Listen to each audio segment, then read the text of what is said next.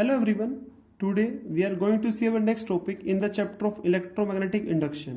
Before going that, first we recall which we have covered in our previous class. So last class में हम लोग देख चुके थे लेंजेस लॉ. अब लेंजेस लॉ आपको क्या देता है? Direction of induce current.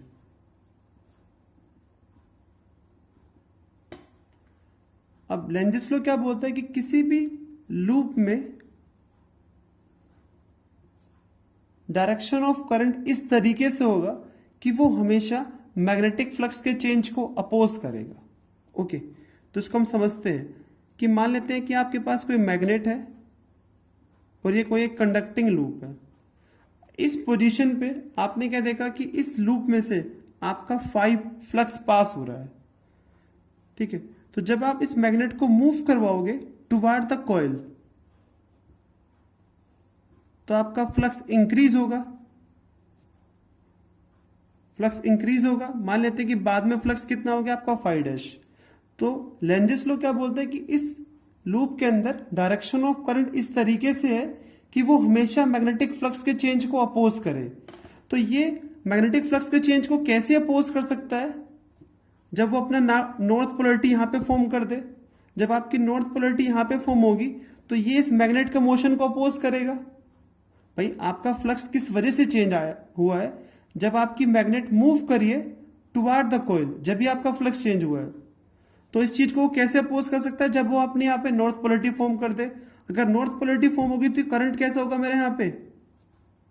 Anti clockwise direction में. तो आप बोल सकते हो यहाँ पे नॉर्थ पोलरिटी फॉर्म हुई है, यहाँ पे आपकी साउथ पोलरिटी फॉर्म हुई है.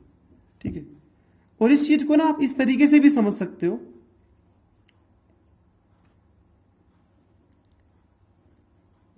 ये एक दूसरा मेथड है इसको समझने का कि ये मान लो मेरा मैग्नेट है और ये मेरे पास वही कॉइल है. तो आपने क्या देखा, जब आपकी मैग्नेट इससे दूर है तो कुछ फील्ड लाइंस इस मैग्नेट की इसमें से मान लो पास हो रही है. ठीक है, ये फील्ड लाइंस इसी मैग्नेट की है बेसिकली. ओके, जब आप इस मैग्नेट को इसके पास लेके जाओगे तो नंबर ऑफ फील्ड लाइंस ज्यादा पास होगी. ठीक है, तो अब ये कॉइल क्या चाहती है कि जो फ्लक्स पहले था, भाई पहले जो फ्लक्स था वो खाली 2 फील्ड लाइंस की वजह से था और अब आपका फ्लक्स इंक्रीज हुआ है. तो ये कॉइल चाहती है कि जो फ्लक्स पहले था वही फ्लक्स बाद में भी रहे. तो उसको मेंटेन करने के लिए अपना जो फील्ड है वो ऑपोजिट डायरेक्शन में फॉर्म करेगी इस फील्ड को अपोज करने के लिए. तो जब वो अपना फील्ड इस डायरेक्शन में बनाएगी तो करंट किस तरीके से होगा मेरा? एंटी क्लॉकवाइज डायरेक्शन में. ओके ओके, इस तरीके से इसको हम दोबारा एक तरीके से और समझते हैं. मान लेते हैं कि यह आपका साउथ पोल है मान लो इस टाइम, अब और ये मान लो नॉर्थ पोल है. ओके, तो आप क्या देख रहे हो कि पहले मैग्नेट मान लो यहां पे था, आप इसको मूव करवा रहे हो इस डायरेक्शन में. ठीक है, और पहले मान लेते हैं कि यहां से जो फील्ड लाइंस एंटर कर रही थी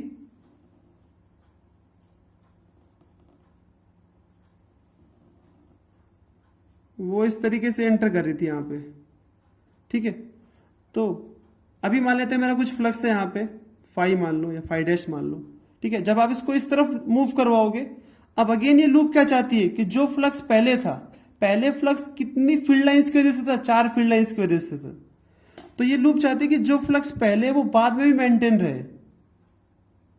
तो अपना फील्ड किस डायरेक्शन में बनाएगी? इस डायरेक्शन में बनाएगी उसको मेंटेन करने के लिए. ओके, तो अपना फील्ड अगर इस डायरेक्शन में बनाएगी तो करंट कैसा होगा अगेन आपका? एंटी क्लॉकवाइज डायरेक्शन में.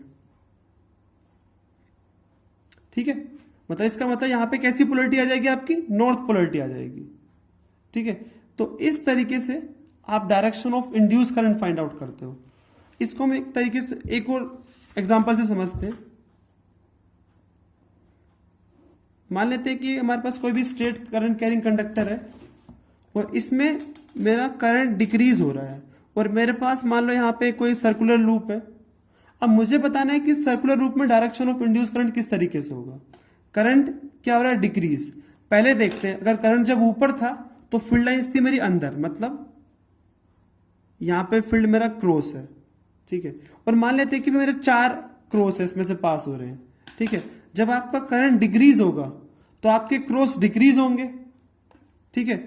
अब उन क्रॉस को मेंटेन करने के लिए अपना फील्ड कहां बनाएगी, अंदर की तरफ, ठीक है। अगर करंट अपना फील्ड अंदर की तरफ बनाएगी तो करंट कैसा होगा इसके अंदर, क्लॉकवाइज डायरेक्शन में। तो आप इजीली निकाल सकते हो डायरेक्शन ऑफ इंड्यूस करंट, ठीक है। क्योंकि ये लूप चाहते हैं कि जो फ्लक्स पहले था वो हमेशा मेंटेन रहे, उसी को मेंटेन करने की कोशिश करेगी, ठीक है। अब नेक्स्ट देखते हैं हम लोग, एक बात और याद रखनी है आपको कि जो लेंजिस लॉ है वो बेसिकली ना हमारे जो हमने ये एक प्रिंसिपल सुना होगा आपने, यहाँ कंजर्वेशन ऑफ एनर्जी या principle of conservation of energy, मतलब वो इस कंजर्वेशन ऑफ एनर्जी को कंसिस्टेंट बनाता है। कैसे, देखो, जब ये मैग्नेट मेरा यहां पे था, ये मूव कर रहा था, ठीक है, इसके पास काइनेटिक एनर्जी थी, तो जब ये इस तरफ मूव करा तो लगातार इसकी काइनेटिक एनर्जी डिक्रीज होगी, ओके। तो बेसिकली इसकी काइनेटिक एनर्जी गई कहां पे, या जो अगर मैं इस पूरे सिस्टम को एक मान लेता हूं तो हमने क्या देखा है, इस सिस्टम के पास पहले क्या थी, काइनेटिक एनर्जी, और जब ये मैग्नेट मूव करना स्टार्ट किया तो इसकी काइनेटिक एनर्जी डिक्रीज हुई, और वो मेरी किस में कन्वर्ट हो रही है, यहां पे इलेक्ट्रिक एनर्जी के अंदर, ओके। तो एक बात आप बोल सकते हो कि इस पूरे सिस्टम की एनर्जी कैसी है, कंजर्व है। तो आपको याद रखना है कि लेंजिस लॉ बेसिकली, जो लेंजिस लॉ का जो स्टेटमेंट है वो बेसिकली कंजर्वेशन ऑफ एनर्जी को कंसिस्टेंट बनाता है। अब next topic is self induction. तो पहले हम इसको समझते हैं। मान लेते हैं कि आपके पास ये कोई भी एक कॉइल है,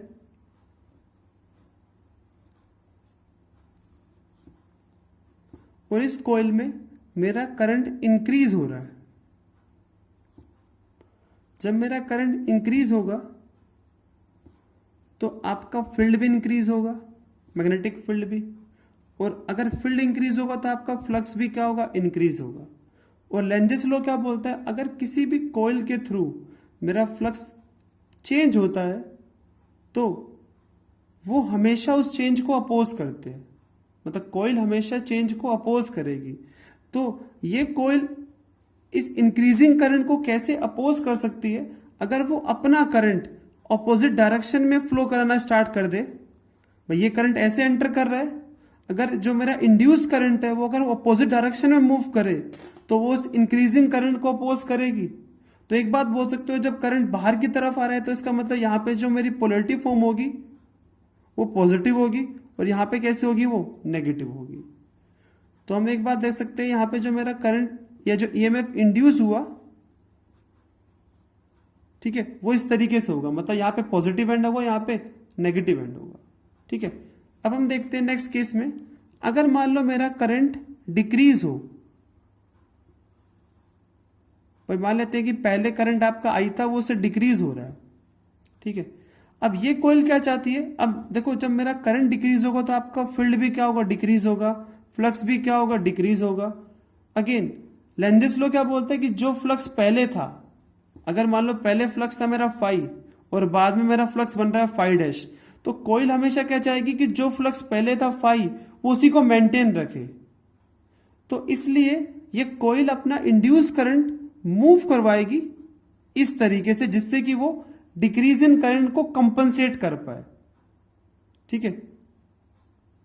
तो जो हमारा यहाँ पे ईएमएफ फॉर्म होगा वो इस तरीके से होगा, मतलब यहाँ पे नेगेटिव एंड फॉर्म हुआ ईएमएफ का, यहाँ पे पॉजिटिव एंड फॉर्म हुआ इस बैटरी का, आप बोल सकते हो, ठीक है। इन दोनों ही केस में मेरा करंट या ईएमएफ इंड्यूस हुआ है, और ईएमएफ इंड्यूस होने का कॉज क्या है, change in amount of current. अगर आपका करंट चेंज होगा किसी भी कॉइल में तो उस चेंजिंग करंट को अपोज करने के लिए हमारी जो कॉइल है वो एक ईएमएफ प्रोड्यूस करती है, ठीक है, जिसको हम लोग क्या बोल रहे हैं यहाँ पे, सेल्फ इंडक्शन। तो इसको हम एक बार लिख सकते हैं, it is a property of a coil due to which it oppose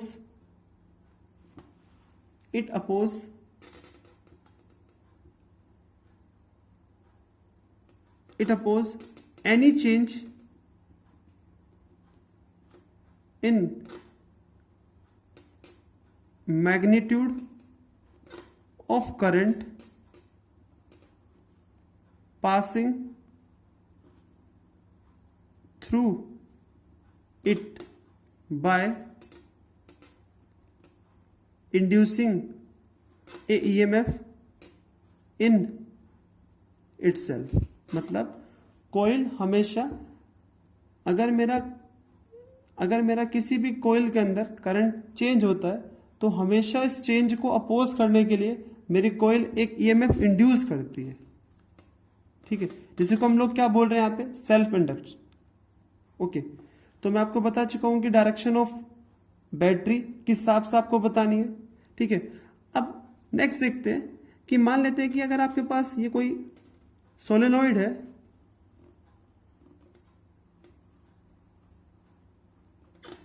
ये मान लो कोई भी सोलेनॉइड है। कंडीशन क्या होती है सोलेनॉइड की कि जो उसकी लेंथ होती है विच is much much greater then radius of the coil. अब मुझे इसका फ्लक्स निकालना है, तो हम लोग फ्लक्स कैसे निकालते हैं? फ्लक्स का फॉर्मूला क्या होता है, एन बी डॉट एरिया। अब देखो मान लेते हैं कि इसमें नंबर ऑफ टर्न्स कितनी है मेरी, एन, और मैग्नेटिक फील्ड कितना होता है किसी भी सोलेनॉइड के अंदर, म्यू नॉट एन आई। और ये शेप कैसी है आपकी, सर्कुलर, तो इसका जो क्रॉस सेक्शन एरिया होगा वो क्या होगा, पाई आर स्क्वायर। अब देखो जो एंगल है एरिया वेक्टर के बीच में और मैग्नेटिक फील्ड के बीच में वो हमेशा क्या है, जीरो है आपका।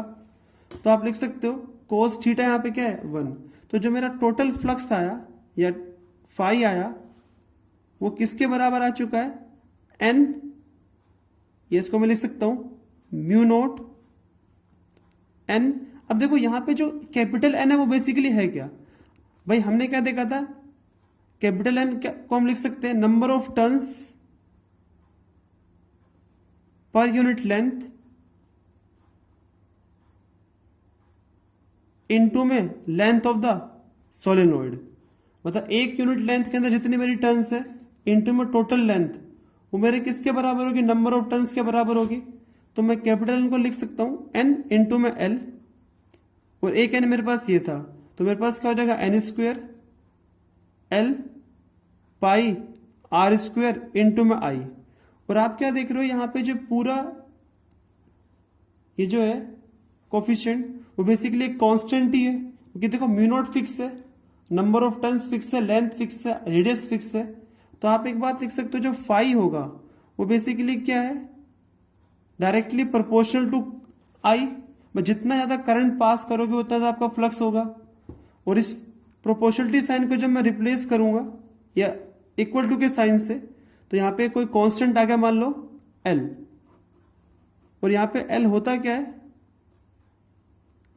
Coefficient of self induction. Okay, basically यहां पे एल को एक कोफिशिएंट है।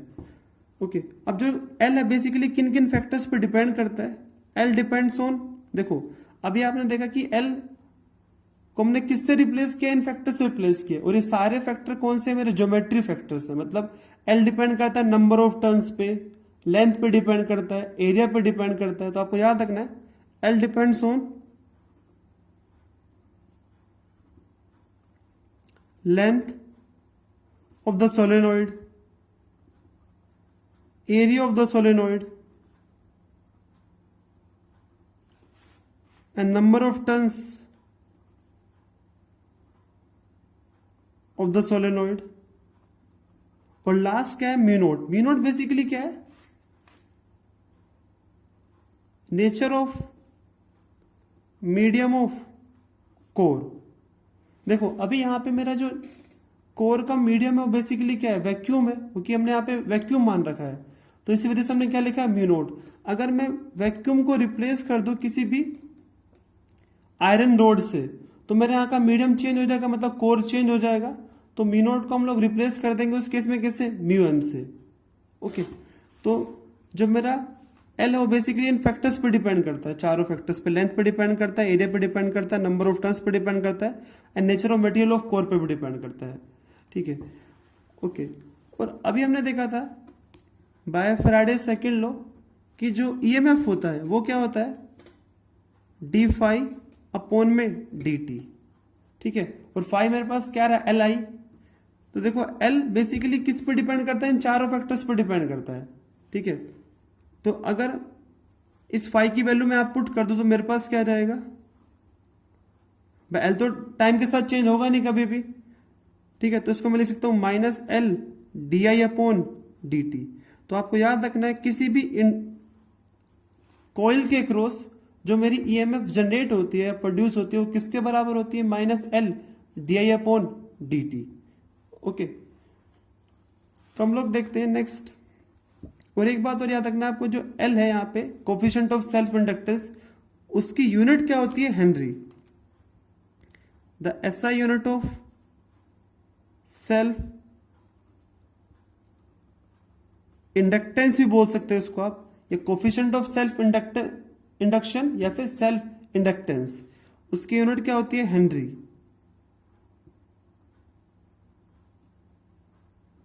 ओके, अब हम लोग ना कुछ न्यूमेरिकल देखने वाले हैं अब इस अपने इस फॉर्मूले के ऊपर।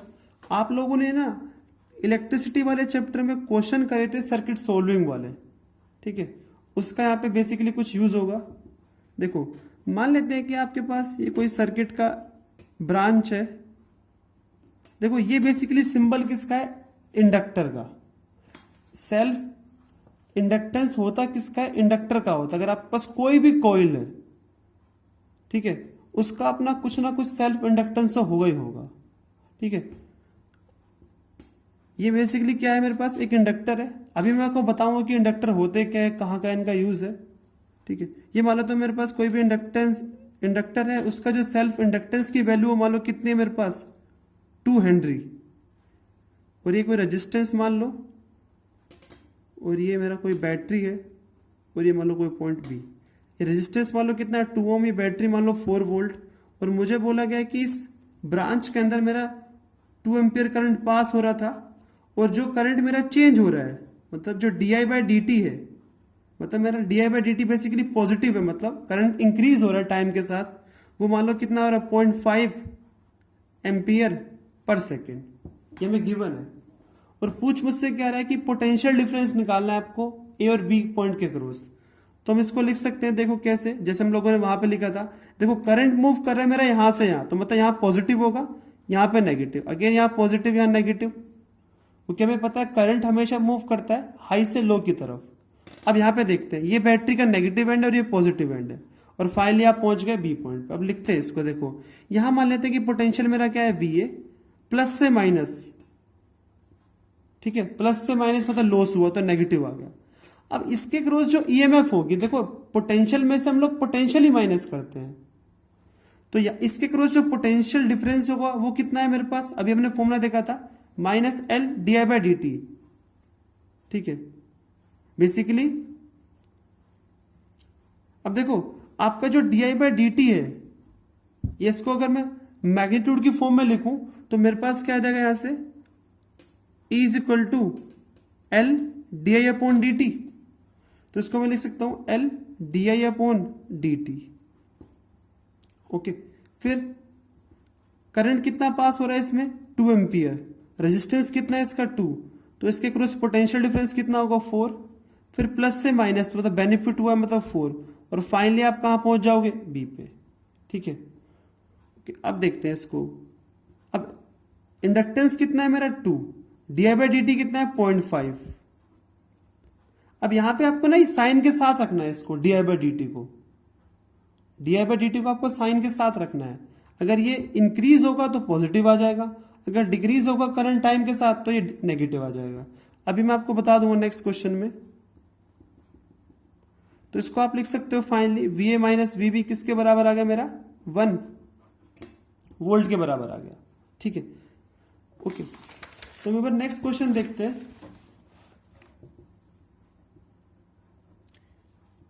मान लेते हैं कि आपके पास ये इंडक्टर है कोई भी, ये कोई भी एक,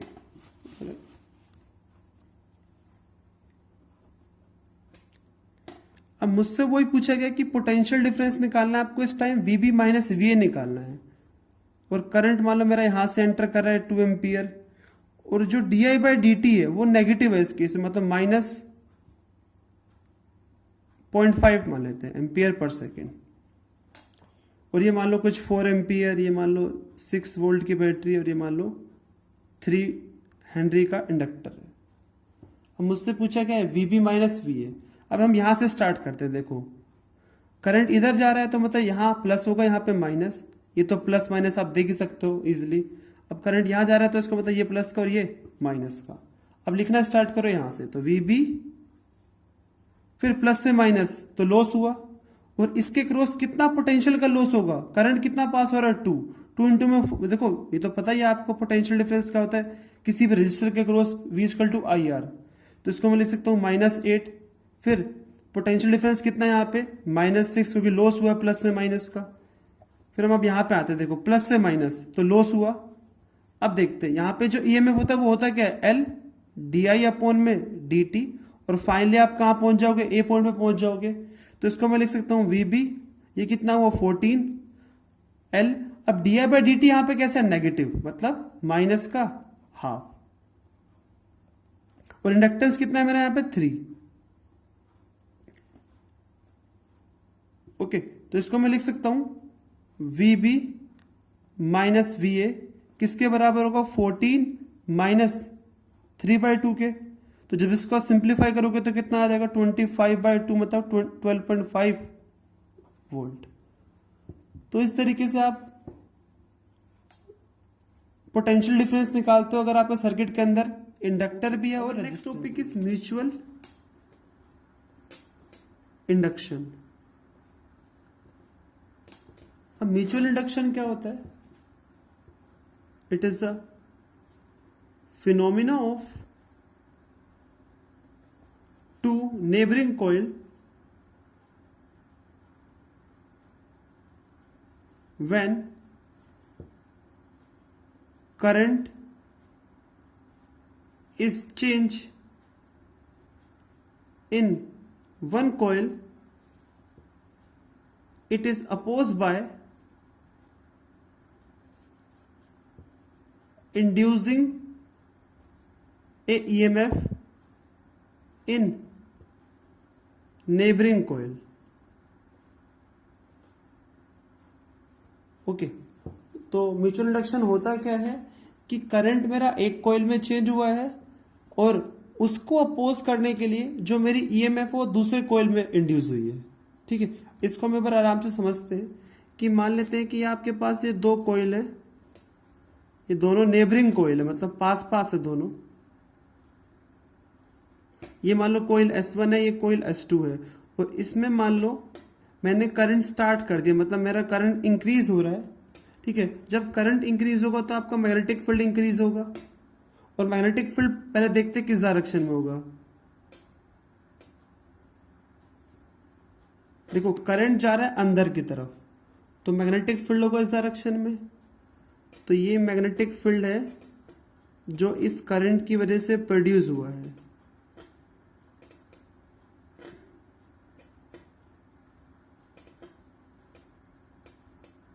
ठीक है, जैसे जैसे आपका करंट इंक्रीज होगा तो फील्ड भी इंक्रीज होगा, और फील्ड इंक्रीज होगा तो फ्लक्स भी इंक्रीज होगा। अब ये फील्ड इस S2 कॉइल के साथ भी लिंक कर रहा है तो फ्लक्स इसका भी चेंज होगा, और जब फ्लक्स चेंज होता है तो आपका EMF इंड्यूस होता है, और उसकी वजह से आपका करंट इंड्यूस होता है। और डायरेक्शन ऑफ करंट हम लोग निकालते हैं with the help of Lenz's law. अब लेंजेस लॉ क्या बोलता है कि ये जो कॉइल है ये हमेशा चेंजिंग मैग्नेटिक फ्लक्स को अपोज करेगी। ठीक है, तो ये इस फ्लक्स को कैसे अपोज कर सकती है, अगर वो अपना फील्ड इस डायरेक्शन में बना दे तो इस इंक्रीजिंग फ्लक्स को अपोज करेगी। तो जब अपना फील्ड इस तरफ बनाएगी तो करंट होगा बाहर की तरफ। तो हम एक बात बोल सकते हैं, करंट मेरा बाहर की तरफ मूव करेगा। ठीक है, और यहां पे जो करंट इंड्यूस हुआ वो किसकी वजह से हुआ है, म्यूचुअल इंडक्शन की वजह से। ठीक है, करंट एक में चेंज हुआ है, उसको अपोज करने के लिए यहां पे EMF इंड्यूस हुई, इसको हम लोग क्या बोल रहे हैं, म्यूचुअल इंड्यूस ईएमएफ। ओके, अब यहां पे देखते हैं जो यहाँ पे मेरा फ्लक्स है जो इस कोयल के साथ लिंक कर रहा है उसको मैंने क्या बोल दिया, φ2, और वो बेसिकली डायरेक्टली प्रोपोर्शनल किसके, करंट के, हमने अभी देखा था। और करंट वो किस, इस करंट को मैंने क्या बोल दिया, I1 बोल दिया। ठीक है, तो जब आप इस डायरेक्टली प्रोपोर्शनल टू साइन को रिप्लेस करोगे इक्वल टू के साइन से, तो यहाँ पे मान लो कोई कांस्टेंट आ गया, यहाँ पे कांस्टेंट क्या है, coefficient of mutual induction of 2 with respect to 1।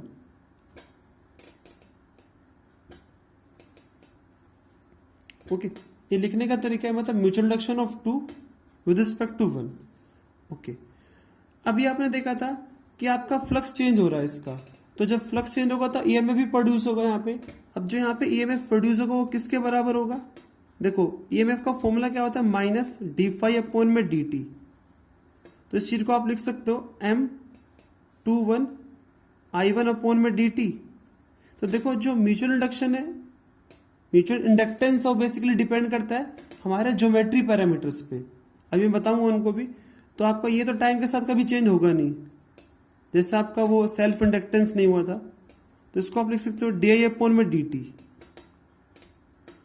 ये बेसिकली वो ईएमएफ है जो प्रोड्यूस हुई है सेकेंडरी कोयल के अंदर। तो आपको याद रखना है म्यूचुअल इंडक्शन की वजह से जो ईएमएफ इंड्यूस होती है उसका फॉर्मूला क्या होता है, M21 इंटू में डी अपॉन डी टी। और देखो जो आपका M21 होता है वही क्या होता है आपका M12 भी होता है, याद रखना है आपके बात। ठीक है, अभी हमने क्या देखा था यहाँ पे जो M21 है वो बेसिकली है क्या, कोफिशिएंट ऑफ म्यूचुअल इंडक्शन। अब वो किन किन पैरामीटर्स पे डिपेंड करता है, depends on length of the coil, कि मतलब कॉइल की लेंथ कितनी है, नंबर ऑफ टर्न्स कितने हैं, रेडियस कितना है, और हमारे कोर का मटेरियल कौन सा है। ये तो मतलब ये चारों फैक्टर वो थे जो हमारे सेल्फ इंडक्टेंस के लिए भी थे, nature of core material. But यहां पे एक चीज और भी है, इसको हम यहां पे क्या बोल रहे हैं, ओरिएंटेशन। ओरिएंटेशन का मीनिंग यहां पे क्या है, अगर आपकी दो कोयल इस तरीके से अरेंज हो, ठीक है, तो आप क्या देखते हो कि आपका बहुत कम फ्लक्स इस कॉइल का इसके साथ लिंक करता है, क्योंकि मैग्नेटिक फील्ड लाइंस तो ऐसी होंगी, तो इसके साथ बहुत कम फ्लक्स लिंक करेगा, तो यहां पे जो M होगा वो काफी कम होगा। तो उसके लिए ना हमने ना एक कोफिशिएंट डिसाइड किया जिसको हम लोग क्या बोलते हैं, कपलिंग फैक्टर। ओके, सो कपलिंग फैक्टर को हम लोग किससे लिखते हैं, कैपिटल के से। वो ये डिसाइड करता है कि आपका ओरिएंटेशन किस तरीके से है। अगर आपके पास कोई दो कोयल है उनके बीच में एंगल कितना है, 90 डिग्री, ठीक है, तो आप क्या बोलोगे, इसका जो कपलिंग फैक्टर है वो ऑलमोस्ट किसके बराबर है, 0 के बराबर है। मतलब बहुत कपलिंग फैक्टर काफी कम है इन कोयल के लिए, इस अरेंजमेंट के लिए। अगर आपके पास कोयल इस तरीके से अरेंज है, ठीक है, तो इसका जो कपलिंग फैक्टर है वो ग्रेटर देन 0 है, मतलब इससे थोड़ा ज्यादा है। अगर मेरे पास कोई दो कोयल है, उन दोनों को मैंने वाउंड कर रखा है एक कोर के ऊपर, ठीक है, ये तो पैरेलल लाइन क्या दिखाती है कि दोनों जो कोयल है ना वो एक सिंगल कोर के ऊपर है, ये पैरेलल लाइन ये दिखा रही है हमें। तो इस केस में क्या होता है, जो मेरा K है वो ऑलमोस्ट 1 के बराबर होता है, मतलब, और K की वैल्यू मैक्सिमम क्या हो सकती है, 1 ही हो सकती है। इसका मतलब क्या है, जितना भी फ्लक्स यहां से निकल रहा है वो सारा का सारा इसके साथ भी लिंक कर रहा है, ठीक है। तो आपको याद रखना है कि जो M है वो इन पांचों फैक्टर पे डिपेंड करता है, लेंथ पे, नंबर ऑफ टर्न्स पे, रेडियस पे, ओके, और नेचर ऑफ कोर पे, और लास्ट क्या था, मेन ओरिएंटेशन। कई बार ये क्वेश्चन पूछा गया एग्जाम में कि mutual induction depends on arrangement of coil, ठीक है। तो आपको मैंने तीनों चीजें बता दी। अब हम लास्ट देखते हैं, एक न्यूमेरिकल देखते हैं म्यूचुअल इंडक्शन के ऊपर। हमारे पास तो एक फॉर्मूला आ चुका है कि अगर मुझे फ्लक्स निकालना हो 2 का, वो किसके बराबर होता है, mutual induction of 2 with respect to 1 into में करंट जो कि मेरा लूप 1 में फ्लो हो रहा है।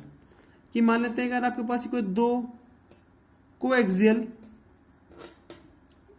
एक नेक्स्ट ये मान लो आपके पास कोई दो कोएक्सियल सर्कुलर लूप है, एक का रेडियस मान लो ए है और दूसरे वाले का रेडियस मान लो कितना है बी, और B which is much greater than A, ये हमें गिवन कंडीशन दी है।